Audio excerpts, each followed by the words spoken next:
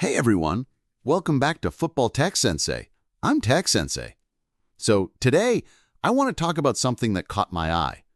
Rio Hatate just scored his first goal of the season for Celtic, and everyone's talking about what a great finish it was.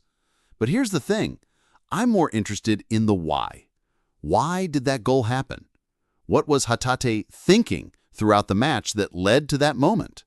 Because if you play as an inside midfielder, or if you're trying to understand how that position works, this performance is basically a masterclass. There's so much here that any footballer can learn from. Let's start with the first scene. This is still the early part of the match, the opening phase.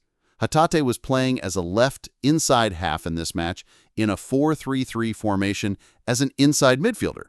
From there, he positioned himself quite strategically between the side midfielder and the central midfielder, engaging in this tactical battle, choosing between receiving in what we call the box space formed by the side back, center back, central midfielder, and side midfielder, or dropping to receive in the front space next to the forwards.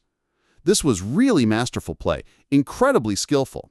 And within that, receiving passes from the center back while constantly connecting with the anchor player, that was absolutely brilliant. In this scene, the continuation of that first scene, by connecting with the anchor player, the opponent's forward occupies the center. This opens up space in front of the center back, allowing them to advance. This was excellent. Next, the second scene. This is when the opponent's side midfielder pressed Celtic's side back. When the opponent's side midfielder came to press Celtic's side back, the space behind that side midfielder, opens up. So he showed movement to take that space near the touchline. This was also very much as planned, I think. The left winger Miyata pinned the opponent's side back and used that side space to advance. This was also something they were really aiming for in this match. When the ball moved to the right side, running behind the side back means one of the central midfielders has to cover, so Hatate's area becomes free when he moves centrally. The pass didn't come, but this was also a very close opportunity. Next, the third scene. Again, through this tactical battle, he receives at his feet this time. He connects with the anchor player, and the ball goes to the right side. What appeared repeatedly in this match was that the right side inside midfielder now makes a run behind the side back, so one central midfielder has to cover the back, meaning the other central midfielder on Hatate's side has to squeeze in, opening up central space. Hatate finally receives a pass moving into that space, but after receiving it, he couldn't quite connect with his teammates, and the ball was cleared. Next, the fourth scene. Through Hatate's tactical positioning, the gap between the opponent's double pivot becomes quite wide. With that happening, the forward drops to the center for post play, expanding to the open side space. This was also a scene where the ball side central midfielder covers behind the side back, so Hatate cleverly moved to centrally receive and connect in that central space. The pass was good, but again, couldn't quite connect with teammates and the ball flowed away. Next, the fifth scene. Hatate going to receive the pass, the opponent's central midfielder chasing after him. By pulling out one player like this, by unsettling the opponent, they make the opponent's central midfielder work harder. By sliding like this, when the ball reached Celtic's right side, Hatate moves to receive centrally, but to prevent this, the opponent's forward now squeezes in. This movement causes the forward to cover Hatate, which opens up space in front of the center back, allowing easy advancement. With that, the opponent's central midfielder went to press the center back. Because of this, when the left side player broke through and put in a ground cross, they couldn't close that space, couldn't get back in time, and conceded. This became Celtic's goal, the first goal scene.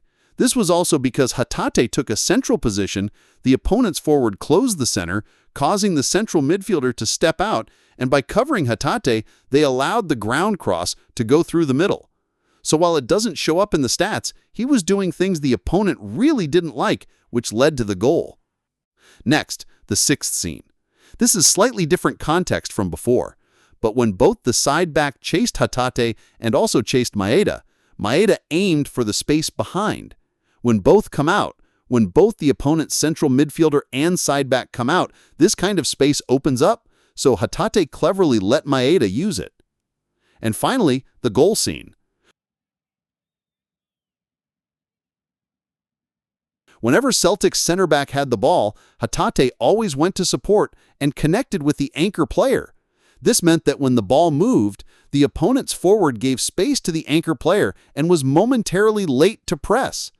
This allowed the expansion. This scene had been visible since the first half, but the central midfielder covers the space behind the side back. In this scene, there was probably an adjustment because it's tough for just the central midfielder to keep going.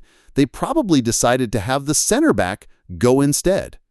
With that, now the opposite central midfielder had to return to the center. The central midfielder had to fill the center because the center back stepped out. This really opened up Hatate's space.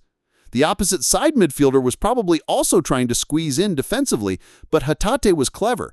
By moving even more toward the ball side, he used his space well. Here, he received the pass and scored with a middle-range shot. So in summary, he was using this play very well from the first half. And through doing this, he understood that the opponent's central midfielder would cover the space behind the side back in runs and understood that this would open up space. Understanding this situation led to the second half goal. Just one point, a scene where if Hatate could make this kind of movement, it would be even better. To share and finish. In 4-3-3 build-up, this kind of tactical battle when the center back had the ball was very good. But when the ball went to the side back, the triangle formed by the side back, winger Miyata, and Hatate, the rotation of this triangle was a bit lacking. Specifically, in this scene, when the side back had the ball, Miyata dropped slightly, which means if Hatate rotated that triangle, the anchor player could come into Hatate's original position, allowing further advancement. In this scene, when Miyata went to receive at feet, Hatate could have aimed for the space behind. In this scene, when Miyata went to receive at feet and Hatate also went to receive at feet simultaneously, the triangle distance became very compressed, making it very easy for the opponent to defend. So if one always goes behind, like in the good scenes in the first half where Hatate drew the opponent's central midfielder and Miyata went behind, the reverse would have been good too. In this scene, the side back ended up passing back to the center back, the opponent's line moved up, and they couldn't advance. The big lesson here? If you play as an inside midfielder, this performance shows you how to think about space, timing, and patience. It's not just about technical skills. It's about reading the game, understanding your opponents, and being smart with your movement. Whether you're playing at youth level, amateur level, or dreaming of going professional, these principles apply everywhere. If this kind of tactical breakdown helps you understand the inside midfielder role better, make sure to hit subscribe. I want to help players at every level improve their game through better tactical understanding. So what do you think?